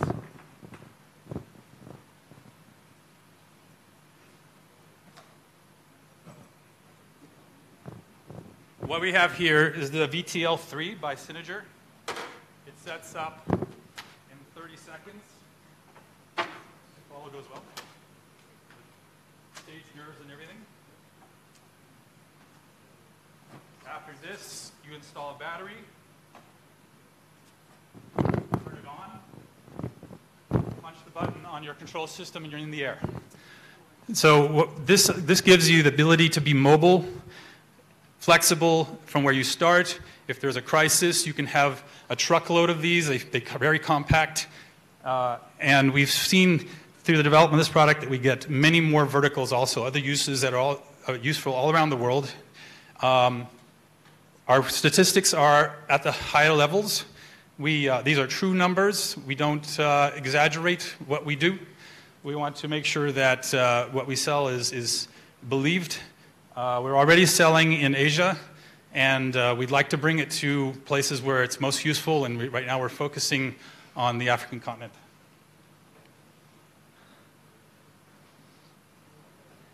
We come from a background of a lot of research in how we get a lot of advantages from this configuration, extensive testing, single-person operation, very key. A mildly trained person can do this. Multi-application platforms, and on and on. We're a worldwide company. We use the best talent we can find. We're very flexible this way. But our headquarters are in Silicon Valley, and R&D occurs in Southern California, the old aerospace center of the world.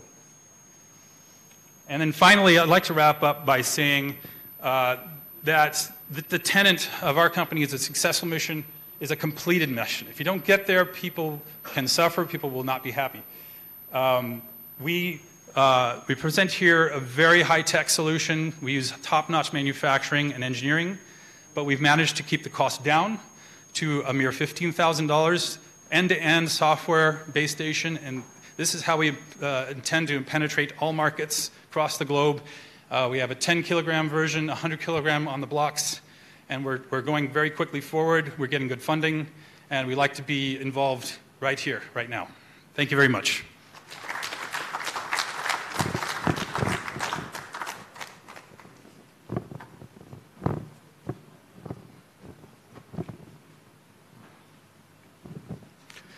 Ladies and gentlemen, thank you once again. We'll be now heading down to lunch. I've been told that the first team is already prepped and ready for launch. We do ask that you wait while our chief guests exit, and then we can all exit the hall. Thank you very much. We'll see you back here at 1:30.